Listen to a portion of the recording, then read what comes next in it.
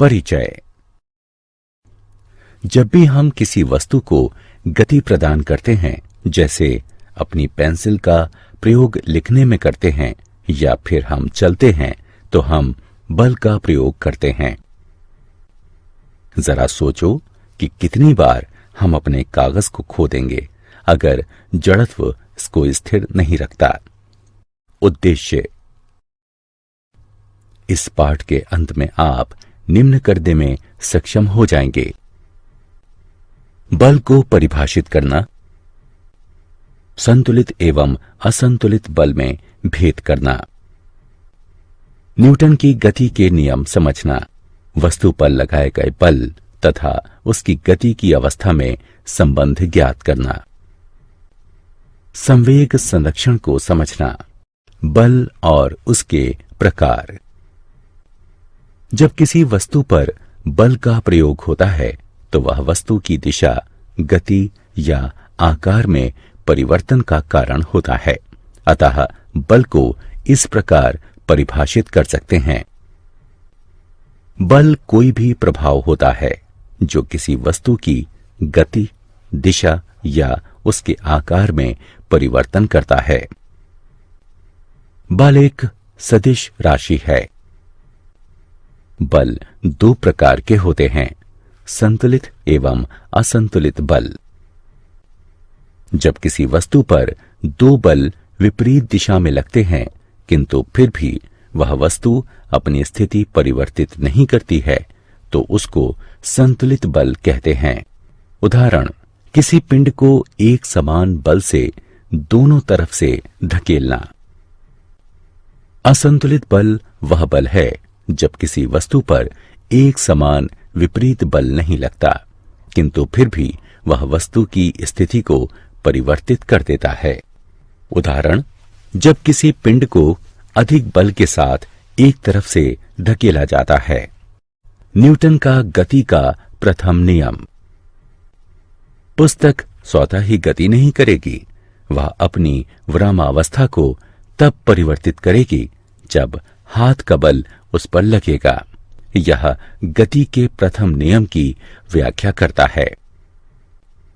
गति का प्रथम नियम दर्शाता है कि एक वस्तु अपनी स्थिर अवस्था में बनी रहेगी तथा वह वस्तु गति की अवस्था में तब तक नहीं आएगी जब तक कि उस पर कोई बाहरी बल कार्यरत न हो। न्यूटन के गति के प्रथम नियम के उपयोग। जब एक मोटर बस अचानक चलती है तो यात्री जड़त्व के कारण पीछे की तरफ झुक जाते हैं। यात्री विरामावस्था में तब भी रहने का प्रयास करते हैं जब मोटर बस गतिमान होती है। जड़त्व वस्तु का वह गुण होता है जिसके कारण वह अपनी विरामावस्था या एक समान गति में परिवर्तन का विरोध करता है। द्रव्यमान किसी वस्तु के जड़त्व की माप है। किसी वस्तु का द्रव्यमान जितना अधिक होगा उसका जड़त्व भी उतना ही अधिक होगा। उदाहरण, जब मोटर कार अचानक से रुकती है तो चालक जड़त्व के कारण आगे की तरफ झुक जाता है। जड़त्व के कारण ही यात्री गतिमान अवस्था में तब भी रहने का प्रयास करते हैं जब मोटर बस रुक जाती है। न्यूटन का गति का दूसरा नियम। न्यूटन का गति का दूसरा नियम दर्शाता है कि किसी वस्तु पर लगने वाला बल उस वस्तु के द्रव्यमान तथा लगाए गए बल की दिशा में उत्पन्न त्वरण के सीधे समानुपातिक होता है। F बराबर m गुणा a, जहां F बराबर बल, m बराबर द्रव्यमान और a बराबर त्वरण है। बल के मात्रक। बल का SI मात्रक न्यूटन है। न्यूटन को इस प्रकार परिभाषित कर सकते हैं कि 1 न्यूटन किसी 1 किलोग्राम द्रव्यमान वाली वस्तु में 1 m/s वर्ग यानी मीटर प्रति सेकंड वर्ग का त्वरण उत्पन्न करने के लिए लगाए गए बल के बराबर होता है। मात्रक बराबर kg m/s वर्ग यानी किलोग्राम मीटर प्रति सेकंड वर्ग या न्यूटन। 1000 किलोग्राम द्रव्यमान वाली वस्तु में 0.5 m/s वर्ग का त्वरण उत्पन्न करने के लिए आवश्यक बल की गणना करो। F बराबर 1000 गुणा 0.5 बराबर 500 न्यूटन बटे kg m बटे s वर्ग। न्यूटन के गति के दूसरे नियम के उपयोग।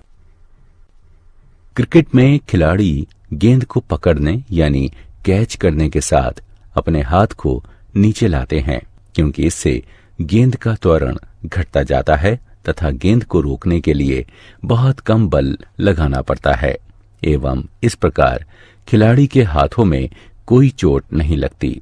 संवेग। गति में द्रव्यमान को संवेग कहते हैं।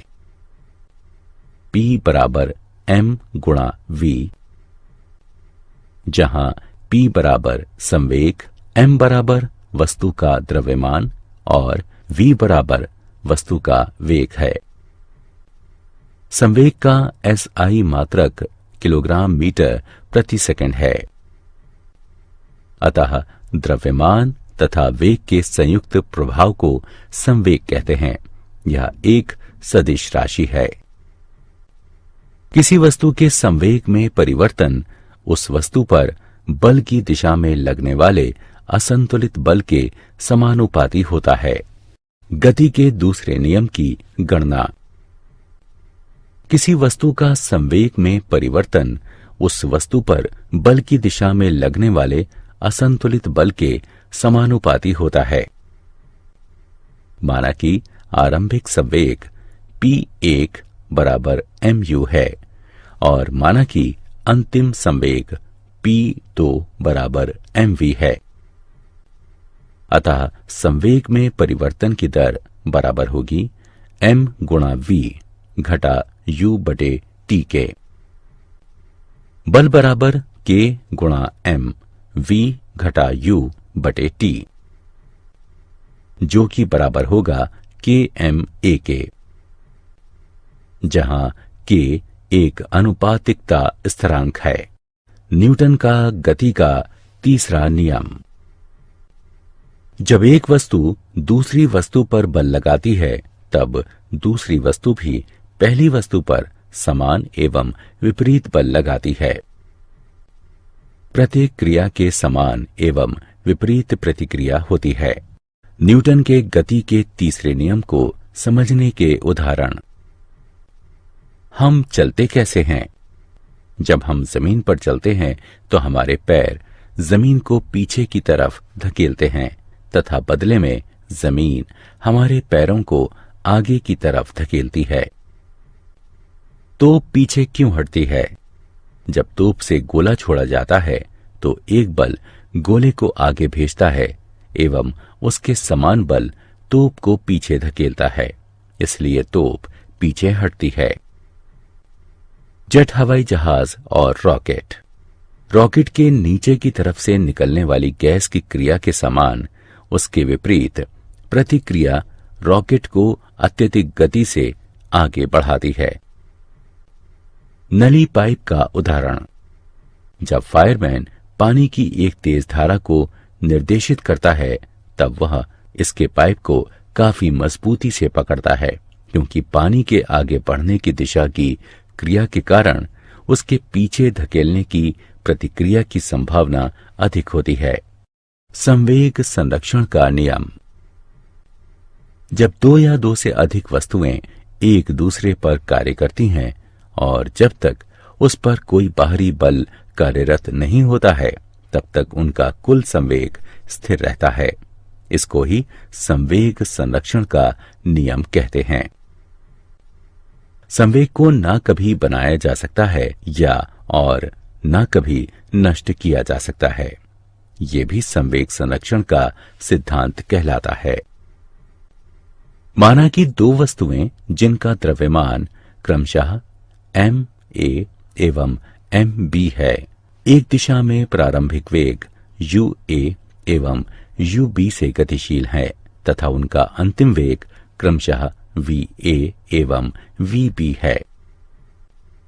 गेंद ए के संवेग परिवर्तन की दर FAB बराबर MA VA घटा UA बटे T।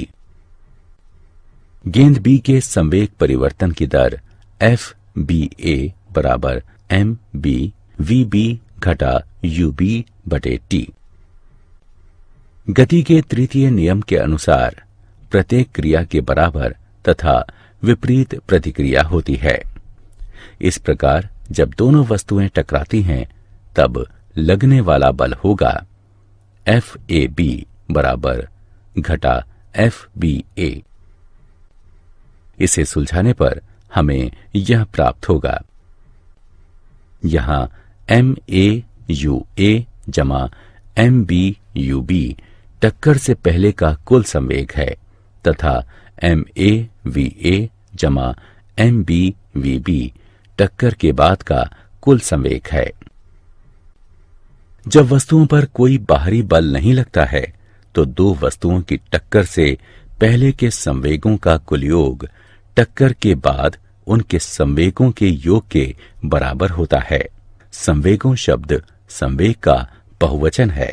क्या आप जानते हैं सर इज़ाक न्यूटन ने जड़त्व तथा बल की अवधारणाओं के आधार पर सभी वस्तुओं की गति का वर्णन किया तथा यह पाया कि वे संरक्षण के नियमों का पालन करती हैं। जब किसी बिंदु कण पर लगने वाला कुल बल शून्य होता है तब वह संतुलन में होता है।